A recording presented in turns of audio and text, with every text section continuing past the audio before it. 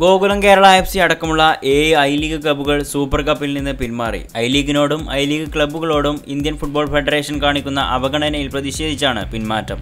March 15-16 തീയതികളിലായി super cup യോഗ്യതാ മത്സരങ്ങൾ നടക്കാനിരിക്കെയാണ് ടീമുകൾ കടുത്ത തീരുമാനമെടുത്തത്.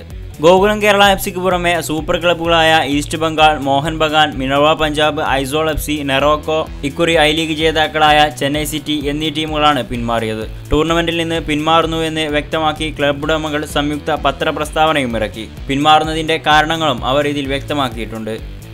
ഐ-ലീഗിലെ വിവിധ വിഷയങ്ങളെക്കുറിച്ച് ഫെബ്രുവരി 18 തീയതി ഇന്ത്യൻ ഫുട്ബോൾ ഫെഡറേഷൻ പ്രസിഡന്റിന് കത്തയച്ചിരുന്നു. ഇതിന് ഇതുവരെ മറുപടി നൽകിയിട്ടില്ലെന്നാണ് ക്ലബ്ബ് ഉടമകൾ ആരോപിക്കുന്നത്. ഐ-ലീഗിന്റെ ഭാവിയെക്കുറിച്ച് വ്യക്തത നൽകാൻ ഫെഡറേഷനായിട്ടില്ല. ഈ സാഹചര്യത്തിൽ സ്പോൺസർഷിപ്പ് അടക്കമുള്ള സാമ്പത്തിക പ്രശ്നങ്ങൾ നേരിടുന്നുണ്ടെന്നും അവർ പറയുന്നു. ഇന്ത്യയിൽ താഴെത്തട്ടിൽ നിന്നും ഫുട്ബോളിനെ വളർത്തിക്കൊണ്ടുവരാനുള്ള ശ്രമങ്ങളിൽ ഫെഡറേഷന് വ്യക്തമായ അജണ്ടയില്ലെന്നും ക്ലബ്ബ് ഉടമകൾ കുറ്റപ്പെടുത്തി. ഇത്രയധികം ക്ലബ്ബുകൾ പിന്മാറിയതോടെ സൂപ്പർ കപ്പ് നടത്തിപ്പ് തന്നെ അവതാളത്തിലായ സാഹചര്യത്തിൽ ഇനി എന്ത് സംഭവിക്കുമെന്ന് കാത്തിരുന്നു കാണാം.